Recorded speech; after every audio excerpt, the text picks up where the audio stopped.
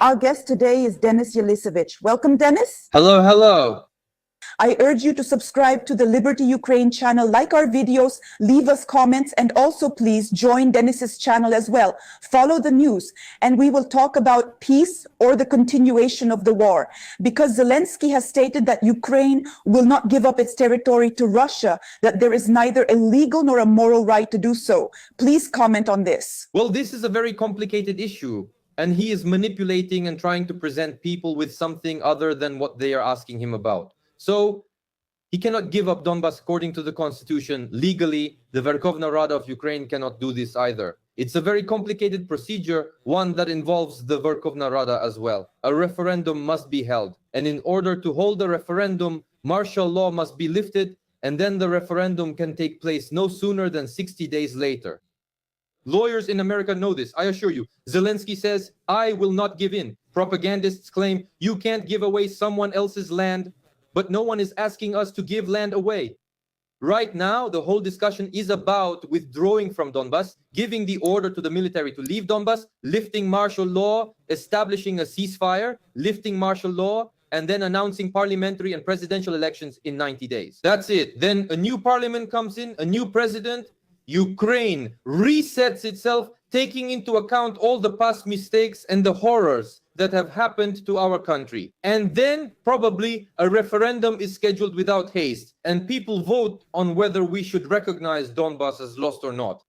That's how it is. It's a long process, and that's what's ahead for Ukraine. All issues must be resolved and decisions made. As for Zelensky, the United States demands his political capitulation. Ukraine isn't surrendering. Ukraine remains. But Zelensky, by manipulating, shows he isn't giving up Ukraine. He's not giving up power. Today, President Trump clearly told Politico that Ukraine must hold presidential elections and is losing the war. And so on. People can watch, and the translation is on your channel. Yes, we have a translation. And I also saw what Trump said. He says that Zelensky even has a chance to win. And Zelensky even responded. He said that he is ready for elections at any moment. But right now there is a war in Ukraine and there is no constitutional right to hold elections. That's the argument. He responds to Trump again, publicly, knowing that Trump understands everything. But as you see, he plays to the fools, and Europe supports him in this. That's the terrible part of the situation. The European Union supports him in this. I'm ready, but knowing that I won't hold elections because of martial law, you see, it's like 5 people are blocking you, 5 security guards, and you act very brave trying to get into a fight. That's what it looks like. If that's the issue, let's make a deal with Putin. President Trump could propose a full ceasefire along the current contact line in exchange for lifting martial law and announcing elections. Martial law could even be lifted as early as tomorrow under the law and constitution. If that's the case, let's rephrase. Say I'm not ready for this responsibility. Ukraine is struggling. I did all I could, fought for 4 years, got weapons and money, though some was stolen. Tell them I'm not opposed and I'm ready. I promised to step aside if I couldn't manage, and now I am for the next person. President Trump reached a ceasefire deal with Putin. There will be no bombings and we'll hold elections. Well, that's how it turns out then. But we see that this situation keeps repeating. It's like a vicious circle, a hellish loop with no way out. Trump says, make peace. Zelensky says, I'm ready right now, ready to negotiate, we'll make peace. Then Trump's envoys go to Russia. They discuss all these conditions there. Then they meet with Zelensky, show him these conditions. He meets with the Europeans. The Europeans say it's impossible. Zelensky says, we're not ready. And then it goes around in circles. The same thing over and over again. How do we break out of this vicious circle? Should someone be taken out of here? The Europeans, Zelensky? How do we get out of this? Good question. The Europeans are already de facto out of this process. They're the ones trying to get back in. And Trump gave them that chance, but they did nothing. Absolutely nothing. We're just going in circles. Trump gives his plan of action. Zelensky agrees, then disagrees, then goes to Europe. Then we have to present a new peace plan. How is that possible? It just goes in circles and nothing happens all at once. You see, it's impossible to break this cycle. It can't be broken. It's impossible to do because it can only be done through force. That's Trump's slogan, peace through strength, both regarding Putin and even more so regarding Zelensky. That's what could lead to And this plan is already being put into action. The fact that Yermak was removed is just the beginning. What Kolomoisky is doing now, that's also all part of this plan. Well, it just doesn't work any other way. They're not ready to give up power. That's the key point people need to understand. And besides, we shouldn't even be discussing whether we should give up Donbas or not. Neither you nor I have that authority, so let's just be pragmatic about this. Okay, we don't agree to leave Donbas. What alternative is there to end this war? None. Keep fighting. What will keep fighting lead to? Have you even seen what's happening in Ukraine right now in terms of electricity? People are blocking streets in the Kyiv region because of these nightmare shellings. Another year of war? Someone says just a few more Putin strikes like this and it will be a complete disaster. It's December 9th evening and winter is ahead. So tell me, what? Does anyone from Europe or Zelensky have a real plan? Fine. I'm not calling for surrendering anything or leaving anywhere. I repeat, I don't have the authority for that, and I don't want to take the blame away from Zelensky. The way the situation turned out, all of this could have been avoided and prevented. Suggest another plan. Maybe you, I, the viewers, and Ukrainians will like it. We'll say this plan is bad, but the other is good. But there are no options left, and as time passes, the corridor narrows. Soon, there won't be any options. Zelensky says this plan is better than the original one, but even the original one, what was it? It's not clear, and still, it's not the same. But here's what I want to clarify. Russia is not demanding that we give up territory, that Ukraine officially recognizes the entire Donetsk region as occupied. And yes, we don't need to recognize that. Right now, the task can't be set so that Russia doesn't announce it, because Russia knows perfectly well that we can't do this legally. It's a lengthy process, so it all comes down to this. Withdraw the troops, announce elections, and that's it. After that, Ukraine will deal with a new president, a new Verkhovna Rada, and decide what to do next. And how did Ukraine withdraw troops before? There were times when we withdrew troops from Bakhmut, from Pokrovsky. They say little by little they're withdrawing. So when you see that the situation is closing in, we're not giving up on anything. It's just that to save the lives of these people, the troops are withdrawn. And those territories aren't even occupied, the ones they're withdrawing from, right? So from Pokrovsky, there's some line along that corridor where they're being withdrawn. So why can't they withdraw from Donbas the same way, if that's the only issue? That's exactly the point. Because for him, it's a political defeat.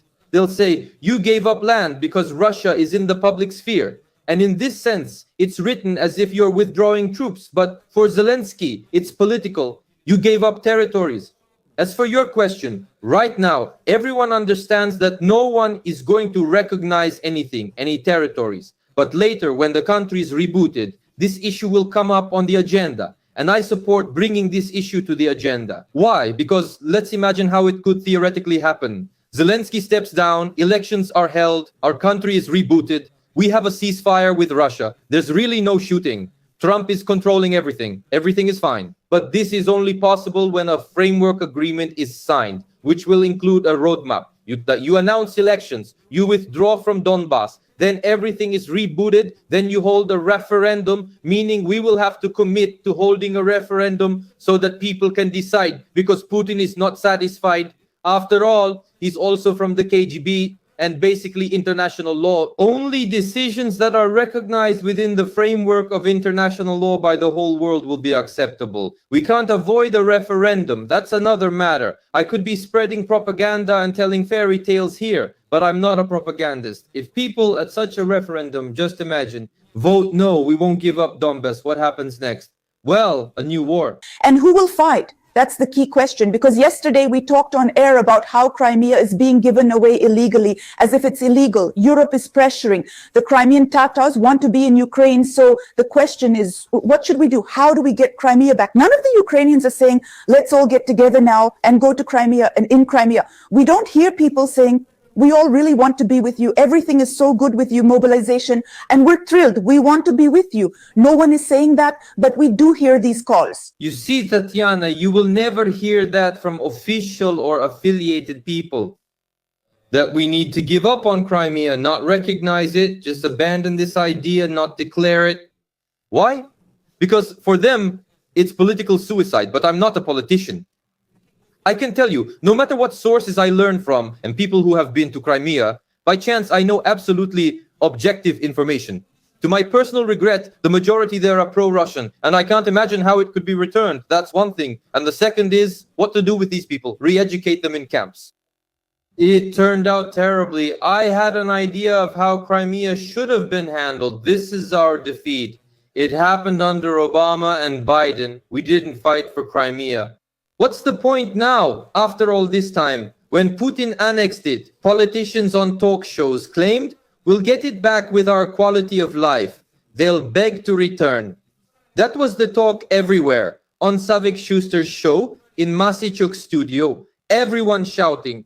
And look at the country's current horror. People shouldn't see an enemy in someone who tells the truth and offers a painful but real solution. They should listen. So, maybe we need to give up on Crimea and finally resolve these difficult issues for ourselves so we can move forward. The country can't keep moving forward through the constant lens of we'll get Donbas back this way, we'll get Crimea back that way. I'm not saying to recognize anything legally or to give it to Putin. We've been told we don't have to do that. Trump said so. We need to recognize it ourselves internally.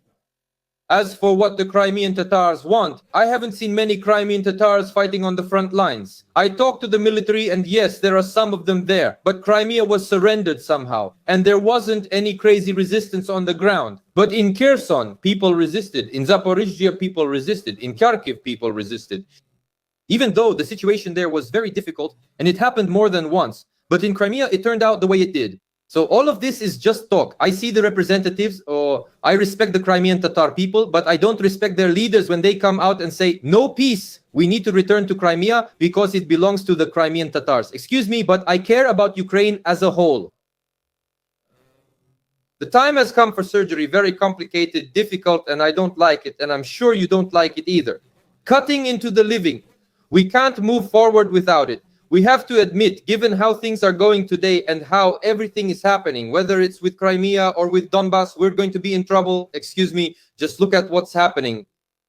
Kolomoisky was supposed to, let's be honest, leak compromising material on Zelensky and Yermak. His police van broke down. They could have transferred him to another van and brought him in. Okay, like it was yesterday. Okay. It was possible. A call came in. We can assume a call came from the president's office to disrupt this. They postponed it to Thursday or to the 11th, I don't remember, to Friday. And today they announced that the judge is sick. Hello, you have to get sick. We're disrupting the court. Now tell me, if we have Crimea and Donbas, just like all these cheer patriots are shouting, like the Crimean Tatars, whom I respect, want, but calls will be coming from the president's office and the judicial system will be managed over the phone. Will that suit everyone? Not me, and no normal person, especially someone who has lived in Western civilization, will be okay with that. That's the key. We do business like Russia, where the presidential administration orders, jail this person, ruin that one, and that's it. We must take a different approach and develop our territories economically, not just talk like others have for years. If anyone has better ideas than mine, please share them. But only capitalism, a free market, and maximum freedoms for Ukrainians can save our country. Even security guarantees. And Zelensky, what he's talking about is that Ukraine is not the key. You need to know the following. What will our partners be ready to do in the event of Russian aggression? That is, if Russia attacks, what will the Europeans do at that time? That's the key question. What do you think they will do? The same thing they did when Putin attacked us now? The same thing. A little bit of weapons for you, a little bit of money, but at the same time, they will keep buying energy resources from Putin. You have to understand, no matter what the Europeans or anyone else write in the security guarantees plan, if they don't want to, they simply won't fulfill it. It will still say consultations, assistance, but it won't specify 150 high mobility artillery rocket system 30 Patriots. You see, it will all be very general. As they say in Ukraine, that's how it will be written. We understand this, and believe me, those who need to understand it also know it very well. But they are thieves, that's the problem. Thieves, kleptomaniacs, and they go into power not to make history, but to rob this country, enrich themselves, and then get out of here. That's why our security guarantees are our own lives, the way we handle things inside the country. It's a strong economy, it's maximum freedoms, it's important to integrate Ukraine into the global economy, to have international business come to us, and for us to be open to it, then it will be very hard to attack us because the world will depend on us for something. And as one great man said, where there is trade, guns don't fire. That's the only way. You see what comes first: judicial reform and the economy. Conditions for the economy, people need to come back from other countries. Just think about it. Right now, a Ukrainian who has settled more or less decently in, say, Poland, not to mention richer countries, looks at his homeland and sees nothing but depressing crap on television. That's one option. The second option is when the president and the parliament create conditions that inspire people.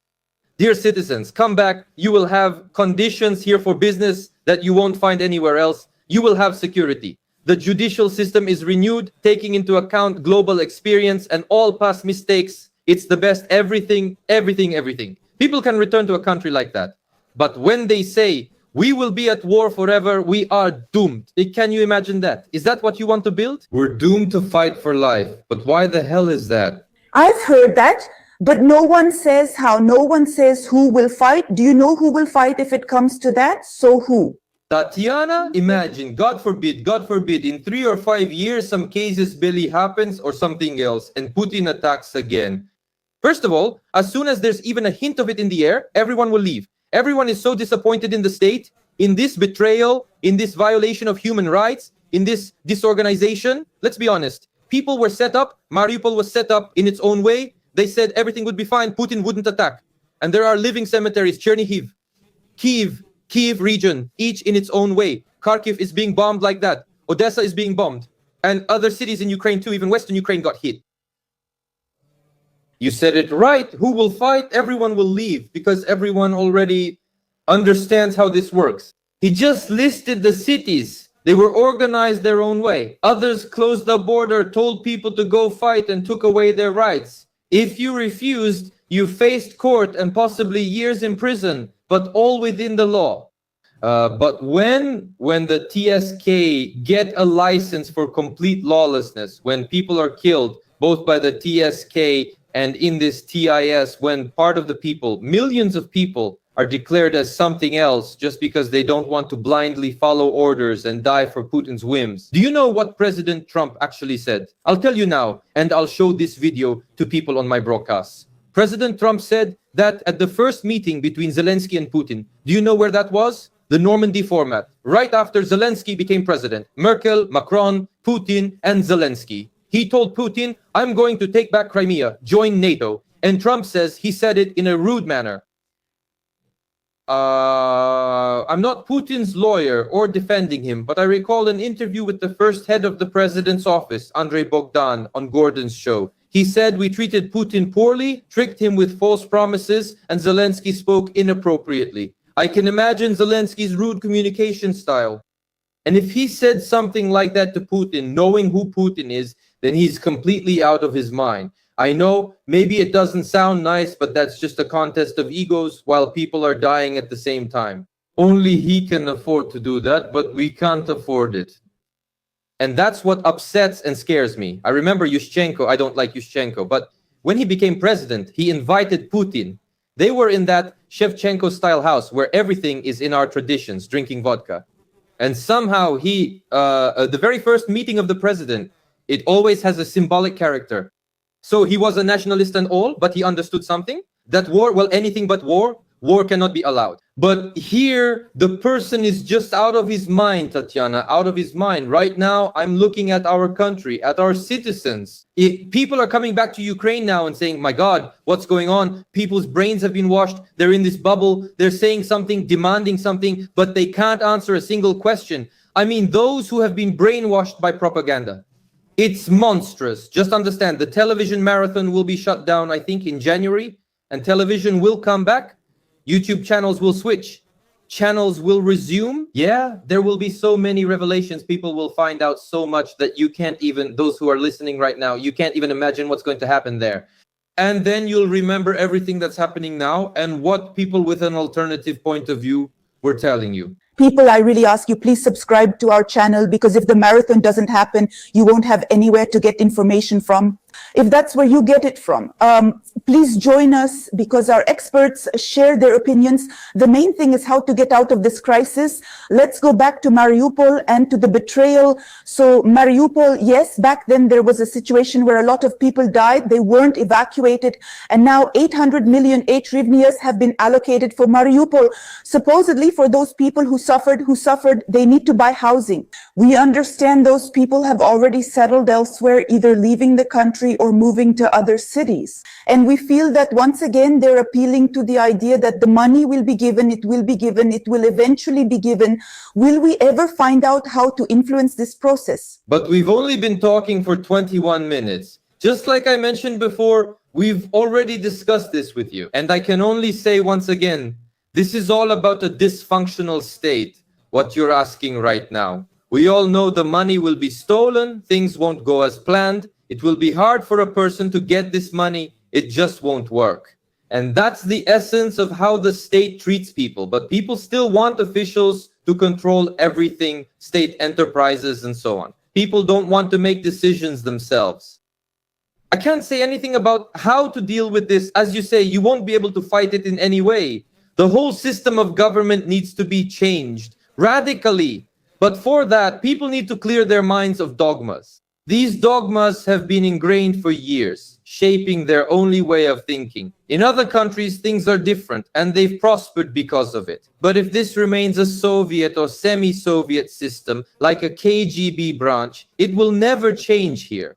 But I feel very sorry for these people, but I also listen to some of them who are in real trouble, in a tough situation. They go for interviews and say, well, we thank President Zelensky. What are you thanking him for? You were put under Russian tanks. What are you thanking him for? You weren't saved. And he sits there, or she, thanking the president from some YouTube or Telegram channel. It's just complete, total lack of understanding. So either people grow up, get smarter, Ukraine transforms and becomes a serious state, or everything will stay as it is now. These thieves will just keep stealing. You know what I just remembered in response to your question? There used to be this guy, I think he headed the agency for the restoration of Donbas. Or, you get it, something connected to Donbas and its restoration. The budgets were enormous. His last name is Remchak. He's in prison now, I think. And he used to go on all the channels. He behaved very aggressively rude, with an angry, dissatisfied face. And he was always teaching everyone how to live. He got caught. National Anti-Corruption Bureau of Ukraine grabbed him. They posted about him today. And I just had a video with him suggested to me. He got 10 years for stealing a huge sum. That's his fate. How much exactly? And Haidai, the governor of Luhansk region, is his friend.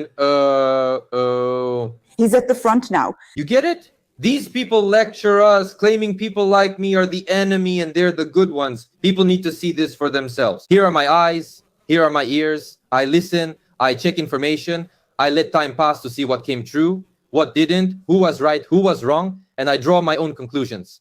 But if people are only focused on one thing and believe some guy just because he, has a briefcase and an office, and so he must be really smart and definitely smarter than us, then that's not going to work. That's why, unfortunately, citizens will be left deprived, those who have suffered, the temporarily displaced people, although, by the way, that's a terrible name. People have suffered, other people work very little. Hetmantsev comes out and says, Ukrainians have very low labor productivity. A woman from social policy comes out and says, work more. They say everyone should be busy working, not just, so to speak, spending time as they wish. And Elon Musk says, invest your money in Tesla. I don't remember the exact name, but it will bring dividends to people. They plan to pay dividends there, but here they say, work tirelessly. And we don't see how to get out of this, who should work more. You see, Hetmantsev, I won't go into the details of the stock market right now, but in Ukraine, we don't have a stock market. A Ukrainian citizen can't calmly, legally, and securely invest money, can't buy Tesla shares. Can you imagine? And the country was organized, gained independence in 1991. In 34 years, a Ukrainian citizen still can't buy shares. We don't have a stock market. I mean a real one. There's only the name, just to list your company on the stock exchange. Ukraine doesn't have any of this yet, but Poland has the Warsaw Stock Exchange, and Romania's stock exchange once led global growth. Under Milei, Argentina's market rose 40% last year. Everyone is progressing, but we're stuck. Yet they insist we're not like that scoundrel. Hetmantsov says productivity is lacking, which we've discussed before. I'm not going to talk about the shadow market right now. It simply can't measure the real productivity or efficiency of a person working in Ukraine. But when a country sits without electricity for 4 years, under stress, under fear, and then you're still called a scoundrel, you step out of the public sphere, you finish off these people, telling them they're still not working right in these conditions, instead of coming out and saying thank you to everyone who is working at all in such conditions, thank you to everyone who pays taxes and creates businesses in such conditions. At least, at least out of some decency, since you're already being called a scoundrel, but he comes out and finishes you off, and you know nothing has happened to him for this so far. You'll notice he's unsinkable, holding on for years with a strong lobby while people are mocked. It feels like we're a nation of masochists who actually enjoy it and want to endure even more. Checklist: rephrase sentences, remove redundancy, keep proper names and locations, retain speaker's viewpoint, ensure grammatical accuracy. Many commenters want a new leader with reforms. However, becoming president costs millions. So often only those who previously stole or laundered money can afford it and return to power. Most entrepreneurs aren't willing to spend millions of their own money.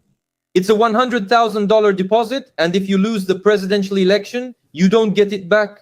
From an entrepreneur's view, taking that money from your family to convince people you'll save them, only to be accused of wanting power to steal, is frustrating.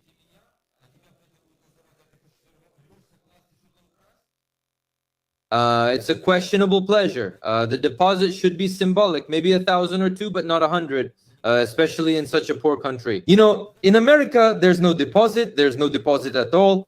I'll check other countries out of curiosity, but to have $100,000 in the poorest country in Europe just to run, that's just crazy. That's the first thing. Second, the electoral law. I mean, you understand, 5% for the Verkhovna Rada. That's a huge number of people who have to vote for you, for your party. To make this happen, you need not just hundreds of thousands, but several or even tens of millions of dollars. Who has that kind of money? Only the oligarchy clans and Soros. Well, the globalists, that's it. Everyone else is out of the game. In Ukraine, there are a few people, so as not to put them at risk, and they'll understand anyway. I won't name names directly. There is big business in Ukraine, real entrepreneurship, not from privatization, that has grown up, and there are smart people running it. Their business is set up so that the whole of Ukraine is covered with locations for campaign work. But these people probably won't want to risk that.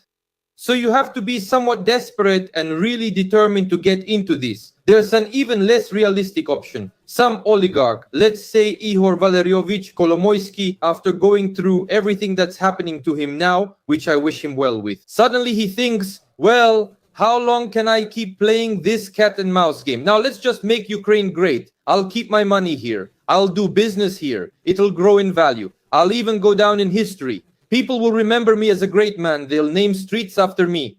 But I don't really believe in that scenario. And in private conversations, when asked why they don't do this, they say the people don't want it. The people want something else. People write in the comments what you are counting on, what you really want.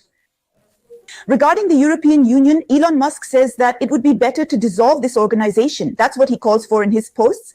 He is offended because he was fined, and he says that nobody elected these people, yet they rule the world. On the other hand, the European Union is giving Poland and 4 other countries a temporary permit not to accept migrants. This concerns Poland, Austria, Croatia, the Czech Republic, and Estonia. So you have to get permission from the European Union not to accept migrants. We want to join the European Union so that we can also get some permits, right? Do you support Elon Musk's position or not? Yes. It's not even that it should dissolve into the European Union. Maybe it should be reformatted. But the fact that Ursula von der Leyen, whom people didn't vote for, whom people don't vote for, a group of bureaucrats chose her, and she rules, great Europe. How is that? Second, let's talk in the context of Ukraine. You mentioned migrants correctly. By the way, did you know that Hungary pays a 1 million euro fine per day because Orban refused to accept migrants? I didn't know that. They are fined 1 million euros a day. So Ursula, along with a group of people, will sit and decide. We won't bring up for the 100th time the topic of elections in Romania and Moldova, which they canceled or tried to cancel. Who will be president? Of course, for them, a president like Petro Alexievich Poroshenko would be beneficial. Then comes the agenda, then migrants for you. Can you imagine in another city, in another country, they will decide who to bring to our country and what to do. But that's not right. And here, people should pay attention to the key point, to something a bit different. So that's Poroshenko. Before him, Yushchenko. But Poroshenko was especially aggressive. He built his entire policy on this, shouting, writing into the constitution, the path to the European Union, to NATO, to the European Union. And some people, it even got ridiculous. This was told by the head of Servant of the People himself, Konyenko. He said some people in villages thought that if we joined the European Union, 10,000 euros would be deposited into everyone's account, like they thought it was some kind of fantasy. Ukraine joins the European Union. Tomorrow, everyone is rich, driving Mercedes, everything in our country, all problems solved. They say, here in America, they say the European Union should break up as an organization. But for 15 years, we've been told that we need to join it. So it's basically a project that's already a lame duck. And most importantly, it won't bring anything good to Ukraine. That's why people need to use common sense, sit down, look at what's really happening, and not believe in mantras. I'll explain why politicians like Poroshenko want this. He's close with Euro bureaucrats and is a bureaucrat himself. The plan? Maybe Ukraine joins the European Union in about 6 years and they give us money, say 50 billion euros a year. Then Petro Alexievich or Timoshenko would distribute it. Surprisingly, Timoshenko is against the European Union. That's how it works. They just want a share and to distribute huge amounts of money together with the Euro bureaucrats. We're not asking the right question. Let's focus on becoming great ourselves and create better conditions here than in the European Union. Believe me, we'll still be able to trade with them. Let's cooperate with America as much as we can and stay ahead, instead of just trying to catch up and claiming everything is amazing. And here too, the right path today, essentially, is that thanks to social networks and the internet, there's a global exposure of the deception. Ukrainians have been deceived for decades. The biggest mistake is letting propaganda make you reject all other opinions and label others as enemies or Putin's agents. So there can be no talk of democracy if a person only allows one, let's say, program in their head. That's it, just this one thing. If you move a millimeter to the left or right, you're immediately an enemy. This plays into Putin's hands. But listen, in America, there are different ideas, and no one is really called a Kremlin agent. Well, you need to think. For some reason, we think that Europe should help us with money, or like who will help us? In March, the situation is already difficult. And the money is running out. The European Union will give it. They still don't know where they'll get it from. But what's the situation? The New York Times publishes. To be sure, I'll say it this way. France refuses to transfer the frozen assets of the Russian Federation. So we know that the frozen Russian assets are located in Belgium. Most of the money, in order to provide this money to Ukraine or to give a loan against it, many countries do not agree. And in France, well, France is the second largest holder of Russian assets. They hide this information, they don't want to share it, and most importantly, they don't want to give Ukraine access to these funds. But Macron supports Zelensky and says, we are together, we have security guarantees, we will help. How can you even comment on this? That's how it is. This is exactly what we were just talking about, the huge European hypocrisy. So Macron has Putin's money. And believe me, you know why they don't want to and will never unfreeze it. They know there will be consequences. So it turns out this is Western civilization. For the first time in history, there's a precedent where they took someone else's private property. Even when Hitler came, the Nazis weren't punished like this during all of that. So no, private property is untouchable in Western civilization. That's not, but if this did happen, the countries involved would face a strong response from Russia. Putin could retaliate economically and financially, likely losing his last restraint. That's the first point. Second, I'm not even mentioning provoking him into war. Second, they gave Ukraine between 120 and 140 billion euros just for 1 year of war. Hundreds of thousands have died. There's a humanitarian catastrophe, no electricity, and the situation is already terrible. It's unclear what will happen after a year. Did Russia fall? Did everything collapse? Did it stop fighting? No, the whole country is now focused on the war machine. So what now? Do we go to the media? Trump, you're still president. Help us. It's a disaster. God forbid we lose the left bank. Save us. All right. And then Putin says, give me Zaporizhzhia, Kherson, Kharkiv, Odessa. No. Then we keep fighting. And again, our European partners. No, that's a bad plan. And it just goes in circles like that. Yeah, listen, believe me, right now, only those who profit from the war are for it. And this delegation that's going, we always see that a delegation is going to Trump for negotiations to the Europeans, mostly Zelensky. So these people, when they go, they already know in advance that the conversation will be about territories, right? Like when Witkov's envoys came from Russia. And then Rustam Umerov went with other representatives. They already knew that the conversation would be about territories. When Rustam Umerov came back from there, he also knew about this, about guarantees and about territories, but they present it as if peace is coming soon, and they know it. They come back and say the same thing again. You mean our delegation, right? Ours, yes. The situation has changed. Before, things were unified under Yermak, but now even President Trump told Politico that the Zelensky team supports this plan. Who is he referring to? Umerov is now playing a slightly different game. Well, I've already hinted at this on air more than once. Those who are smart understood, and now Umerov basically will do everything as he should. Maybe Umerov likes something and represents Ukraine's interests. He calls Zelensky, but Zelensky doesn't like it. Now things will be more genuine, especially since Yermak is gone. That's a big advantage. We finally reached this point. Now Zelensky's team can negotiate directly, and there's access to Zelensky himself, not just a comfortable setup. They can say, President, this is a tough situation. We're negotiating, and see their attitude. So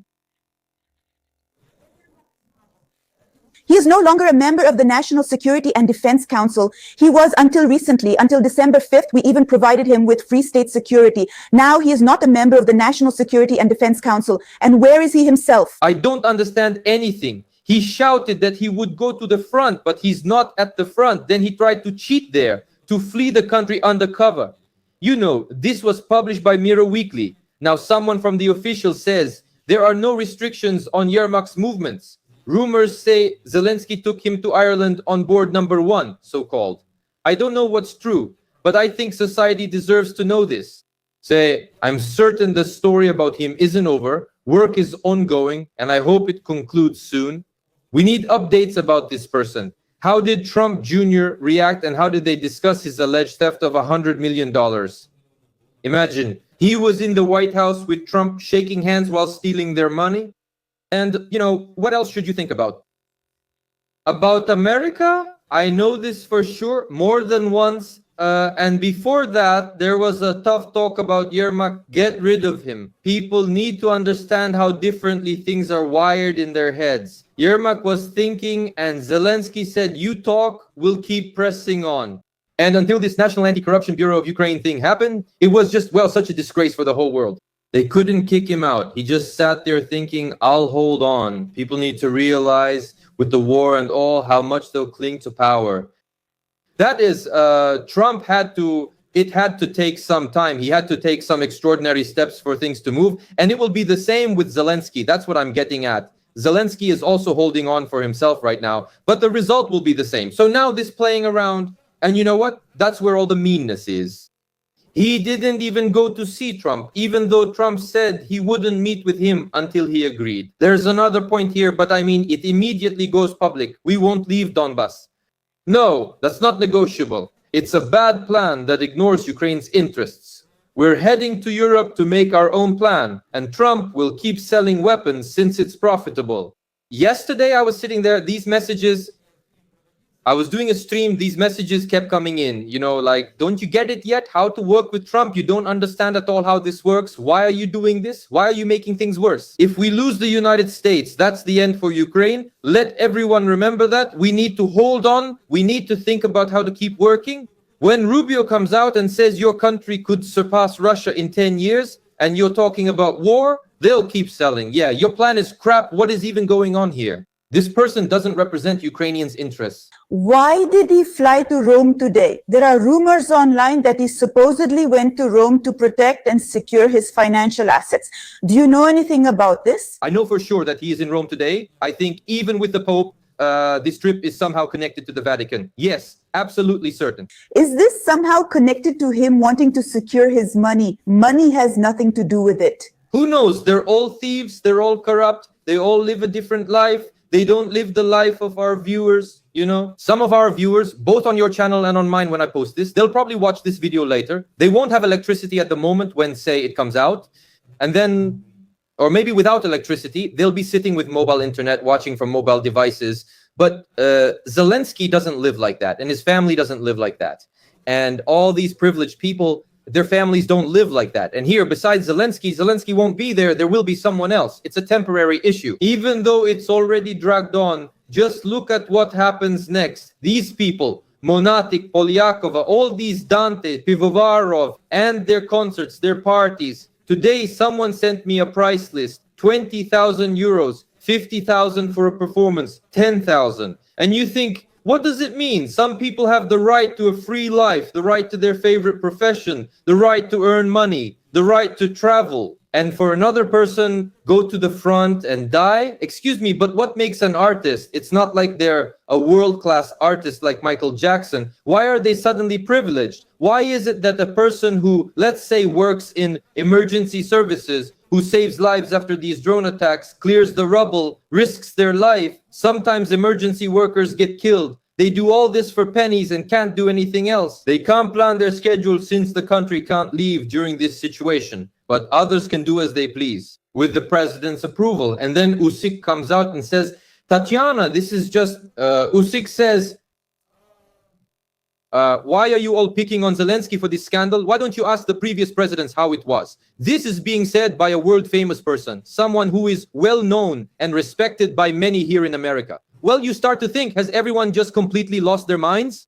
So, you see, people should have a demand for common sense. But all of this is just a group of people for whom the homeland is the president's backside, as Shevchuk from DDT said. But for me, the homeland is not the president's backside. For them, to put it bluntly, it's Zelensky's backside. The better they work there, the better their lives get.